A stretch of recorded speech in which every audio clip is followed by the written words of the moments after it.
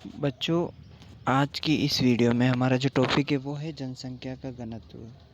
तीसरा पार्ट अपना जो चल रहा था, जनसंख्या के घनत्व के बारे में अपन पढ़ेंगे। जनसंख्या घनत्व किसे कहते हैं बच्चों? प्रति वर्ग किलोमीटर में निवास करने वाले लोगों की संख्या को ही क्या कहते हैं? जनसंख्या घनत्व कहते हैं। यानी 1 किलोमीटर में कितने व्यक्ति निवास कर रहे हैं? 100 है, 50 है, 200 है, 250 है, 1000 है, वो वहाँ का जनसंख्या का घनत्व कहलाएगा। अगर जनसंख्या घनत्व की परिभाषा से संबंधित प्रश्न आए बच्चों, तो आपको लिखना है प्रति वर्ग किलोमीटर में निवास करने वाले लोगों की संख्या को ही जनसंख्या घनत्व कहा जाता है। अब अपन देखते हैं बच्चों कि अब अलग अलग जगह जाते हो, आपने देखा होगा कि कहीं कहीं पे एक एक दो 10 15 20 20 25 25 किलोमीटर तक कोई भी लोग बाग नज़र नहीं आते, घर नज़र नहीं आते। और बहुत सी ऐसी जगह आती है जहाँ पे 1-2 किलोमीटर में ही मतलब सैकड़ों हज़ारों लोग रहते हैं। ऐसा क्यों होता है बच्चों?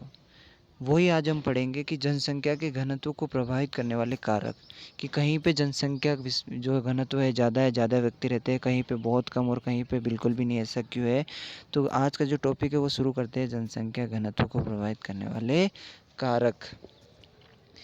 विश्व जनसंख्या के वितरण एवं घनत्व को समझने के पश्चात यह ध्यान में आता है कि कुछ ऐसे कारक हैं जो मानव के बसाव को यानी मनुष्य की बस्ती को नियंत्रित करते हैं। जनसंख्या की उपलब्धता और उसके जमाव को प्रभावित करने वाले महत्वपूर्ण कारक निम्न प्रकार से हैं। पहला है भौतिक कारक, यानी जनसंख्या घनत्व को प्रभावित करने वाला सबसे प्रमुख कारक है भौतिक कारक। अब भौतिक कारक में भी बहुत सारे कारक है, जैसे पहला है स्थिति। स्थिति का मतलब होता है किसी भी क्षेत्र का वहाँ की स्थिति, मैदानी भाग है, पहाड़ी भाग है या फिर मरुस्थलीय भाग है, वो है। जनसंख्या वितरण पर विश्व के विभिन्न क्षेत्रों की स्थिति का महत्वपूर्ण प्रभाव पड़ता है। विश्व की अधिकांश जनसंख्या शीतोष्ण कटिबंधीय प्रदेशों में निवास करती है। लोग समतल मैदानों और मंद ढालों में, यानी जहाँ ज़मीन का ढाल धीमा हो, पर बसने को पहली प्राथमिकता देते हैं। सबसे पहले वहाँ जाकर बसना पसंद करते हैं लोग बाग। इसके विपरीत पर्वतीय और पहाड़ी क्षेत्रों पर परिवहन के विकास के बाधक होते हैं। इस वजह से वहाँ पे इसलिए प्रारंभ से कृषि और औद्योगिक विकास के लिए अनुकूल भी नहीं होते हैं। अतः इन क्षेत्रों में जनसंख्या कम पाई जाती है। यानी भौतिक कारक में पहला कारक जो है स्थिति, उसमें बच्चों क्या है कि अगर कोई जगह मनुष्य के रहने के लिए सूटेबल है यानी अनुकूल है, मैदानी भाग है तो वहाँ खेती आसानी से करता है, परिवहन का विकास आसानी से हो सकता है, तो वहाँ जनसंख्या कम होगी। इसके विपरीत अगर कोई पहाड़ी क्षेत्र है या फिर पठारी या फिर मरुस्थलीय क्षेत्र है, तो वहाँ पे जो दशाएं जो होती है वो जीवन के अनुकूल नहीं होती, इसलिए जनसंख्या वहाँ पे क्या पाई जाती है? ज़्यादा पाई जाएगी या कम? हाँ, कम। दूसरी बात करते हैं जल की उपलब्धता। अब बच्चों साफ साफ इसी पॉइंट में छिपा हुआ है जल की उपलब्धता। क्या है वह? यहाँ यानी कि जिन जिन क्षेत्रों में जल पाया जाता है वहाँ पे जनसंख्या कम होगी या ज़्यादा होगी? ज़्यादा होगी। तो जल की उपलब्धता में यही है, जिन क्षेत्रों में जल आसानी से उपलब्ध हो जाता है वहाँ जनसंख्या घनत्व ज़्यादा होगा, और जिन क्षेत्रों में जल कम पाया जाता है वहाँ जनसंख्या का घनत्व क्या होगा? कम होगा। लोग उन क्षेत्रों में बसना चाहते हैं जहाँ जल आसानी से उपलब्ध होता है। यही कारण है कि विश्व की महान नदी घाटियों में विश्व की सबसे अधिक सघन बसे क्षेत्र आपको नज़र आएंगे। ये बात हुई 2 पॉइंट हो, जल की उपलब्धता हो गई। अब तीसरे पॉइंट की बात करते हैं जलवायु। जलवायु यानी कि अगर मनुष्य के अनुकूल जलवायु है तो वहाँ पे जनसंख्या ज़्यादा होगी, ज़्यादा लोग बाग रहना पसंद करते हैं। उसी प्रकार जलवायु अगर मनुष्य के अनुकूल नहीं होगी तो वहाँ जनसंख्या घनत्व क्या होगा? कम होगा। हाँ, यही है इसमें भी। अति उष्ण अथवा यानी या तो ज़्यादा गर्मी पड़ रही हो या ज़्यादा ठंडे मरुस्थल में विषम जनसंख्या मानव बसाव के लिए असुविधाजनक होती है। इसके अलावा जहाँ अधिक वर्षा या विषम जलवायु क्षेत्रों में जनसंख्या कम पाई जाती है। भूमध्य सागरीय प्रदेश सुखद जलवायु के कारण ही वहाँ प्रारंभिक काल से बसे हुए हैं। तो ये हो गई जलवायु। नेक्स्ट है मिट्टी। अगर मिट्टी किसी क्षेत्र की उपजाऊ है बच्चों तो वहाँ जनसंख्या ज़्यादा पाई जाएगी, और अनउपजाऊ तो जनसंख्या कम पाई जाएगी। पढ़ते इसमें देखना, उपजाऊ मृदा यानी मिट्टी कृषि तथा इससे संबंधित क्रियाओं के लिए महत्वपूर्ण है। इसलिए उपजाऊ दोमट मिट्टी वाले प्रदेशों में सबसे अधिक लोग निवास करते हैं, क्योंकि ये मिट्टी जो होती है गहन कृषि का आधार बनती है। यानी दोमट मिट्टी में आसानी से खेती की जा सकती है। तो ये हो गया भौतिक कारक। अपन पढ़ रहे बच्चों जनसंख्या के वितरण को प्रभावित करने वाले कारक। ये बड़ा क्वेश्चन भी इस पे बन सकता है और छोटा भी बन सकता है। पहला कारक अपन ने पढ़ लिया, कौन सा? भौतिक कारक। भौतिक कारक में कौन कौन से हो गए? स्थिति हो गई किसी भी क्षेत्र की, जल की उपलब्धता हो गई, जलवायु हो गया, मृदा हो गई। अब पढ़ते दूसरा कारक, आर्थिक कारक। आर्थिक का मतलब पैसे कमाने का जरिया अगर इंसानों को आसानी से उपलब्ध हो जाएगा तो वहाँ जनसंख्या कम पाई जाएगी या ज़्यादा? ज़्यादा। यानी जहाँ बेरोज़गार होगा, जहाँ रोज़गार के साधन आसानी से उपलब्ध हो जाएंगे वहाँ जनसंख्या का घनत्व ज़्यादा होगा, और इसके विपरीत जिन क्षेत्रों में जनसंख्या का घनत्व जो है कम होगा, मतलब वहाँ जो है रोज़गार के साधन उपलब्ध नहीं होंगे। पढ़ते हैं दूसरा पॉइंट, आर्थिक कारक। आर्थिक कारक में पहला कारक है बच्चों खनिज। खनिज निक्षेपों से युक्त क्षेत्र उद्योगों को आकृष्ट करते हैं, यानी जहाँ पे खनिज पाए जाएंगे वहाँ फैक्ट्रियाँ भी होगी। खनन और औद्योगिक गतिविधियाँ रोजगार उपलब्ध कराती है, जहाँ खनिज आसानी से मिलेगा वहाँ पे लोगों को रोजगार भी मिलेगा, नेचुरल है ये। अतः अकुशल और कुशल कर्मी इन क्षेत्रों में पहुँचते हैं और जनसंख्या को सघन बना देते हैं, यानी जनसंख्या वहाँ पे ज़्यादा हो जाती है। अफ्रीका की कटंगा तांबा पेटी इसी का एक अच्छा सा उदाहरण है। यहाँ पे तांबा आसानी से मिलता है अफ्रीका के क्षेत्र में, इसलिए जनसंख्या वहाँ पे ज़्यादा निवास करती है। आर्थिक कारक में दूसरा कारक है बच्चों नगरीकरण, यानी आजकल लोग बाग जहाँ जहाँ नगर ज़्यादा है वहाँ जनसंख्या घनत्व ज़्यादा होगा, जबकि ग्रामीण क्षेत्रों में जनसंख्या घनत्व क्या होगा? कम होगा। नगर रोजगार के लिए बेहतर अवसर, शैक्षणिक और चिकित्सा सुविधाएं उपलब्ध हो जाती है। नगरों में परिवहन और संचार के साधन आसानी से मिल जाते हैं। अच्छी नगरीय सुविधाएं तथा नगरीय जीवन का आकर्षण लोगों को नगरी ओर खींचता है। नेक्स्ट पॉइंट है औद्योगिकरण, यानी जहाँ उद्योग धंधे होंगे वहाँ जनसंख्या ज़्यादा होगी, जहाँ उद्योग धंधे नहीं होगी वहाँ जनसंख्या क्या होगी? कम होगी। औद्योगिकरण बड़ी संख्या में लोगों को आकर्षित करता है। इसमें केवल कारखानों के श्रमिक ही नहीं बल्कि परिवहक, परिचालक यानी कि जो गाड़ी चलाने वाले होते हैं, ड्राइवर वगैरह, दुकानदार, बैंक कर्मी, डॉक्टर, अध्यापक या अन्य सेवाएं उपलब्ध करवाने लोग भी इसमें शामिल होते हैं। जापान का एक कोबे ओसाका क्षेत्र है जहां उद्योगों की उपस्थिति के कारण जनसंख्या वहां पे क्या पाई जाती है? ज़्यादा पाई जाती है। नेक्स्ट बात करते हैं चौथा पॉइंट, सामाजिक एवं सांस्कृतिक कारक। कुछ स्थान धार्मिक अथवा सांस्कृतिक महत्व के कारण अधिक लोगों को आकर्षित करते हैं। इसी प्रकार लोग उन क्षेत्रों को छोड़ करके चले जाते हैं जहां सामाजिक और राजनीतिक अशांति होती है, यानी जहां जिन क्षेत्रों में समाज में शांति नहीं पाई जाती वहां लोग बाग अपना घर छोड़ देते हैं, दूसरी जगह जाके बना लेते हैं। तो कुल मिला के समाज और संस्कृति भी जो है लोगों को जनसंख्या घनत्व को क्या करती है? प्रभावित करती है। ये हुई बात जनसंख्या के घनत्व की। फिर नेक्स्ट अगला पॉइंट देखते हैं बच्चों, 2 ही कारक है इसमें, ध्यान रखना। जनसंख्या के घनत्व को प्रभावित करने वाले कारकों में 2 ही कारक है। पहला अपन ने पढ़ा था भौतिक कारक जिसमें 3-4 पॉइंट थे, दूसरा अभी पढ़ा आर्थिक कारक, इसमें 3-4 पॉइंट इसमें भी है। जनसंख्या, नगरीकरण, औद्योगिकरण, नगरीकरण, खनिज और सामाजिक रीति रिवाज। तो ये हो गए जनसंख्या के घनत्व को प्रभावित करने वाले कारक। अब अगला टॉपिक अपना शुरू करते हैं, जनसंख्या महासमूह। जनसंख्या महासमूह यानी विश्व की जनसंख्या को महाद्वीपों के बसाव के आधार पर 2-3 समूह बनाए गए हैं। प्रश्न अगर आता है कि जनसंख्या महासमूह कौन कौन से, तो वो अपन अब इसमें पढ़ने जा रहे हैं। कितने हैं, नाम उनके, फिर उनकी विशेषताएं भी है कुछ, तो आपको याद करना है। बात करते हैं जनसंख्या महासमूह।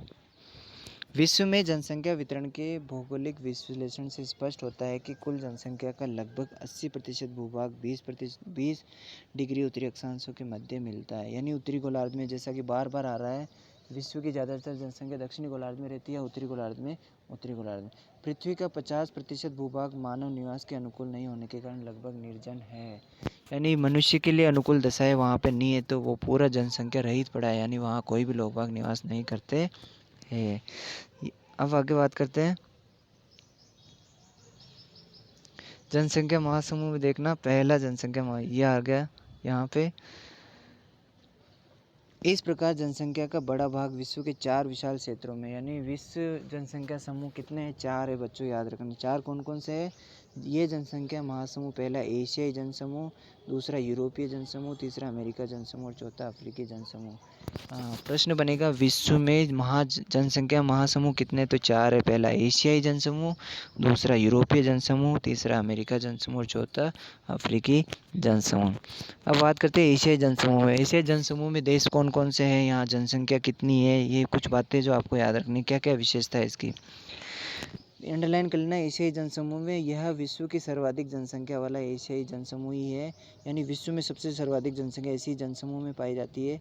इसका विस्तार पश्चिम में पाकिस्तान से लेकर के भारत, कौन कौन से देश आते हैं बच्चों इसमें? पाकिस्तान का कुछ क्षेत्र, Bharat, Myanmar, Thailand, Indonesia, Vietnam होते हुए चीन, जापान, उत्तरी कोरिया के कुछ क्षेत्र है। तो इन देशों के नाम आप याद रखना है। एक और इम्पोर्टेंट बात आ रही है, इस पूरे प्रदेश में मानसूनी जलवायु पाई जाती है, इसलिए इसे मानसूनी एशिया भी कहा जाता है। एशियाई जनसमूह को मानसूनी एशिया क्यों कहा जाता है? क्योंकि यहाँ पे मानसूनी जलवायु पाई जाती है, इसलिए एशियाई जनसमूह को एशियाई जो है मानसूनी एशिया भी कहा जाता है। एशियाई जनसमूह को अध्ययन की दृष्टि से 3 उपभागों में बांटा गया है। कौन कौन से देश शामिल किए गए? पूर्वी एशिया जिसमें चीन, जापान, कोरिया, दक्षिणी पूर्वी एशिया जिसमें थाईलैंड, म्यांमार, इंडोनेशिया, फिलीपींस और वियतनाम, और दक्षिणी एशिया जिसमें भारत, पाकिस्तान, बांग्लादेश, नेपाल, भूटान, श्रीलंका को शामिल किया गया है। एशियाई जनसमूह मुख्यतः 10 डिग्री से 40 डिग्री उत्तरी अक्षांशों के मध्य स्थित है। अंडरलाइन कर लेना एशियाई जनसमूह की विशेषताएं आ रही बच्चों। तो पहला, एशियाई जनसमूह जो है 10 डिग्री से 40 डिग्री उत्तरी अक्षांशों के मध्य स्थित है। दूसरी विशेषता, यहाँ पे नदियों द्वारा निर्मित उपजाऊ मिट्टी के अनेक मैदान आपको मिल जाएंगे। तीसरी विशेषता, यहाँ कृषि आसानी से की जा सकती है। चौथी और बहुत इम्पोर्टेंट विशेषता है इसकी, जापान को छोड़ करके एशिया जनसमूह में सभी देश कृषि प्रधान जनसंख्या वाले हैं। पूरे महासमूह में एकमात्र देश जापान ही ऐसा देश है जो है विकसित राष्ट्र है, वो उद्योगों से अपनी अर्थव्यवस्था चलाता है। बाकी सभी देश लगभग किस पे निर्भर है? कृषि पे। और कुछ विशेषता इसमें देखना, एशियाई जनसमूह के देशों की प्रमुख समस्या है वहाँ जनसंख्या वृद्धि दर ज़्यादा है, क्योंकि जनसंख्या ज़्यादा है तो जनसंख्या वृद्धि दर भी ज़्यादा होगी, जो 2% प्रति वर्ष से अधिक है। जनसंख्या की तीव्र वृद्धि से यहाँ रोजगार तथा आवास की समस्या, भोजन की समस्या, निर्धनता यानी गरीबी, चिकित्सा और शिक्षा आदि अनेक समस्याएं देखने को मिलती है। ये हो गया एशियाई जनसमूह। दूसरे जनसमूह की बात करते हैं बच्चों, यूरोपीय जनसमूह। यूरोपीय जनसमूह देखना, विश्व में एशिया के पश्चात यह दूसरा बड़ा जनसमूह वाला है। यूरोप महाद्वीप में दूसरे नंबर पर जनसंख्या है, सर्वाधिक है। संपूर्ण यूरोप में रूस सहित 74 करोड़ जनसंख्या यहाँ पाई जाती है, जिसका 75% भाग यूरोपीय जनसमूह के रूप में निवासित है। इसमें सर्वाधिक जनसंख्या वाला देश रूस है। रूस के बाद जर्मनी दूसरे नंबर पर आता है, जहाँ 8.20 करोड़ लोग रहते हैं। यूरोपीय जनसमूह, इसकी विशेषता शुरू हो गई बच्चों। यूरोपीय जनसमूह 40 डिग्री से 60 डिग्री उत्तरी अक्षांशों के बीच पाया जाता है। इसकी सर्वाधिक सघनता 45 डिग्री से 55 डिग्री उत्तरी अक्षांशों के मध्य देखने को मिलती है। यहाँ आधुनिक उद्योगों और नगरों का सर्वाधिक विकास हुआ है। 19वीं शताब्दी के उत्तरार्ध में औद्योगिक क्रांति के बाद जनसंख्या का संकेंद्रण नगरों के समीप हो सकता है। इससे पहले यूरोप में जीविकोपार्जन का मुख्य आधार कृषि था। यूरोपीय जनसमूह के देशों में जन्म दर और मृत्यु दर दोनों ही कम बनी रहती है, अतः जनसंख्या वृद्धि वहाँ पे स्थिर अवस्था में है, यानी जनसंख्या ज़्यादा नहीं बढ़ती है। इसके अलावा बात करें जनसंख्या का, यहाँ पे उच्च स्तर पाया जाता है। उच्च जनसंख्या होते भी यहाँ अनेक समस्या जनसंख्या की अधिक समस्या नहीं, यानी लोगों की जनसंख्या यहाँ नियंत्रित रहती है, ज़्यादा लोग जनसंख्या वृद्धि को बढ़ावा नहीं देते। फिर यूरोपीय जनसमूह का 70% से अधिक भाग जो है नगरों में निवास करता है, यानी ज़्यादातर यूरोपीय क्षेत्र जो है वो नगरों में निवास करता है। विनिर्माण उद्योग या व्यापार, यातायात और अन्य सेवा कार्यों में संलग्न है। इन देशों को प्रति व्यक्ति आय भी अधिक है। यहाँ के जीवन स्तर लोगों का उच्च है। इस जनसमूह में सभी देश विकसित देशों की श्रेणी में आते हैं, यानी एशियाई जनसमूह से ये बिल्कुल अलग है। एशियाई जनसमूह जो है कृषि पे आधारित जनसमूह था, जबकि ये विकसित राष्ट्रों का समूह है। यहाँ के लोग बाग किस पे ज़्यादा निर्भर है? उद्योगों पे। 2 जनसमूह की बात हो गई बच्चों। तीसरे जनसमूह की बात करते हैं, अमेरिकी जनसमूह। याद रखना विश्व जनसंख्या जनसमूह कितने? 4 है। एशिया पढ़ लिया, यूरोप पढ़ लिया, अब तीसरा है अमेरिकी जनसमूह। अमेरिकी जनसमूह का मुख्य विस्तार उत्तरी अमेरिका के पूर्वी भाग में है। यह विश्व का तीसरा बड़ा जनसमूह, पहला एशिया, दूसरा यूरोप, याद रखना तीसरा बड़ा जनसमूह है, जिसमें संयुक्त राज्य अमेरिका का उत्तरी पूर्वी भाग तथा कनाडा के पूर्वी तटीय क्षेत्र सम्मिलित है। यह विश्व का सबसे नवीन और सबसे विकसित जनसमूह, अंडरलाइन कर लेना, क्वेश्चन बन सकता है बोर्ड में। विश्व का सबसे नवीन और सबसे विकसित जनसमूह कौन सा है? अमेरिकी जनसमूह। तो यह विश्व का सबसे नवीन और सबसे विकसित जनसमूह है, जिसका विस्तार यूरोपीय जनसंख्या के प्रवास के उपरांत हुआ, यानी यूरोप से कुछ लोग बाग निकल के आए और ये अमेरिका में आके बस गए, तब से इसकी उत्पत्ति मानी जाती है। इस जनसमूह की 80% जनसंख्या 100 डिग्री पश्चिमी देशांतर से पूर्व में 30 डिग्री उत्तर से 45 डिग्री अक्षांशों के मध्य निवास करती है। अमेरिकी जनसमूह की कुल जनसंख्या 90% यूरोप से आए हुए लोग हैं। यह क्षेत्र आवागमन की सुविधाओं के साथ खनिज संसाधनों में संपन्न रहा है। यूरोपीय जनसंख्या प्रवास के साथ ही यूरोप में विकसित तकनीकी ज्ञान भी स्थानांतरित हुआ, जिसका प्रभाव यहाँ के विकास पर पड़ा। अमेरिकी जनसमूह की अधिकांश जनसंख्या नगरीय है, यानी यूरोप की तुलना में ये भी नगरों में ही रहते हैं ज़्यादा लोग बाग। लगभग 75% लोग बाग यहाँ के नगरों में निवास करते हैं। यह जनसमूह यूरोपीय जनसमूह से अधिक विकसित और संपन्न है। अंडरलाइन कर लेना। सबसे अधिक विकसित और संपन्न जनसमूह कौन सा है? अमेरिकी जनसमूह। और सबसे गरीब अभी तक यानी कृषि पे आधारित जो जनसमूह वो कौन सा वाला था? एशिया। अब कुछ विशेषताएं देखना अमेरिकी जनसमूह की। अमेरिका जनसमूह में जनसंख्या नियंत्रण है, जनसंख्या वृद्धि पर नियंत्रण कर रखा है क्योंकि वहाँ पे जन्म दर और मृत्यु दर दोनों पूर्णतः नियंत्रित है, तथा साथ ही बाहरी देशों के अप्रवास पर भी प्रतिबंध लगा हुआ है। चौथा और आखिरी जनसमूह है अफ्रीकी जनसमूह। अफ्रीकी जनसमूह देना। अफ्रीकी महाद्वीप की जनसंख्या 2001 में 81.8 करोड़ थी। वर्ष 2013 के अनुसार अफ्रीका की कुल जनसंख्या 110 करोड़ है, जो विश्व का 15.4% है। आकार की दृष्टि से एशिया के बाद अफ्रीका का स्थान आता है, लेकिन इसका 70% भाग मरुस्थल और अन्य सघन वनों में आर्द्रता के होने के कारण निर्जन है। अफ्रीका के केवल 30% भूभाग पर ही जनसंख्या निवास करती है।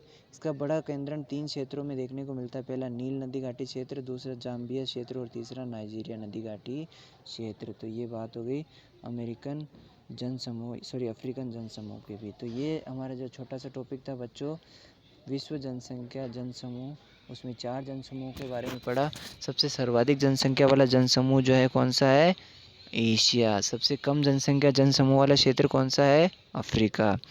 सबसे नवीन और विकसित जनसंख्या वाला जनसमूह कौन सा है? अमेरिका। तो कुछ प्रश्न बन सकते हैं, ये आपको ध्यान रखना है। आगे की चर्चा जो है नेक्स्ट अपन अगली वीडियो में करेंगे।